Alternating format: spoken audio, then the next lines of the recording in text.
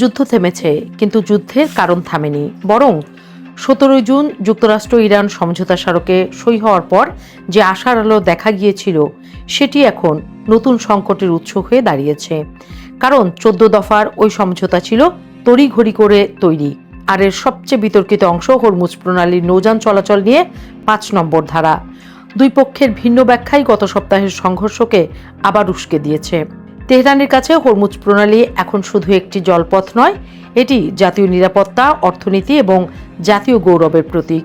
2025 সালের জুন ও 2026 সালের ফেব্রুয়ারিতে যুক্তরাষ্ট্র ও ইসরায়েলের হামলার পর ইরান বিশ্বাস করে হরমুজের নিয়ন্ত্রণ ভবিষ্যৎ হামলা ঠেকাতে পারমাণবিক অস্ত্রের মতোই কার্যকর কৌশলগত শক্তি। তাই এই নিয়ন্ত্রণ ছেড়ে দেওয়ার প্রশ্নই ওঠে না। এর সঙ্গে যুক্ত হয়েছে অর্থনৈতিক হিসাব। আলোচনা শেষ হলে হরমুজ দিয়ে চলাচলকারী জাহাজ থেকে সার্ভিস ফি বা টোল আদায়ের পরিকল্পনা করেছে তেহরান। এতে বছরে $100 কোটি আয় হতে পারে। কিন্তু এই অর্থনৈতিক সুবিধার অংশ নিজেদের হাতে আনতে চাইছে ওয়াশিংটন।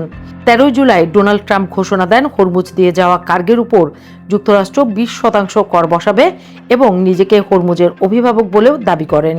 এর পাল্টা জবাবে ইরানের পররাষ্ট্রমন্ত্রী আব্বাস আরাগচি বলেন, নিরাপত্তা যারা নিশ্চিত করবে, ক্ষতিপূরণও তাদেরই প্রাপ্য। তিনি দাবি করেন হরমুজের প্রকৃত অভিভাবক ইরানি। এই টানাপোড়েনের মাঝেই তৈরি হয়েছে কৌশলগত অচল অবস্থা। যুক্তরাষ্ট্র, ইউরোপ ও উপসাগরীয় মিত্ররা ইরানের একক নিয়ন্ত্রণ মেনে নিতে পারছে না, আবার ইরানও আগের অবস্থায় ফিরতে রাজি নয়। যুদ্ধের আরেকটি বড় বাস্তবতা হলো ওয়াশিংটনের মূল লক্ষ্য পূরণ হয়নি। ইসলামী প্রজাতন্ত্র টিকে গেছে, বরং নিজেদের আঞ্চলিক প্রভাব ও পাল্টা আঘাতের সক্ষমতা আরও স্পষ্টভাবে দেখিয়েছে। পশ্চিমা বিশ্বের দীর্ঘদিনের ধারণা ছিল সামান্য চাপেই ইরানের সরকার ভেঙে পড়বে, কিন্তু বাস্তবে যুদ্ধ ইরানিদের মধ্যে জাতীয় ঐক্য আরও বাড়িয়েছে। এমনকি সরকারের সমর্থন চিত্র আগের চেয়ে দৃশ্যমান হয়েছে। এখন যুক্তরাষ্ট্রের সামনেও সহজ কোনো পথ নেই। হরমুজে সামরিক সমাধান কঠিন, কারণ জাহাজ চলাচল ব্যাহত করতে ইরানের বিশাল নৌবহরের প্রয়োজন নেই। ছোট স্পিডবোট, ড্রোন, মিসাইল ও মাইনি যথেষ্ট। আবার স্থল অভিযান চালিয়ে সরকার পরিবর্তনের চেষ্টা ব্যয়বহুল ও রাজনৈতিকভাবে ঝুঁকিপূর্ণ, বিশেষ করে মার্কিন মধ্যবর্তী নির্বাচনের আগে। এর বাইরে সমঝোতা স্মারকে নিষেধাজ্ঞা প্রত্যাহার, অর্থনৈতিক সম্পর্ক স্বাভাবিক করার মতো ধারা রয়েছে, যা ইরানের জন্য ইতিবাচক।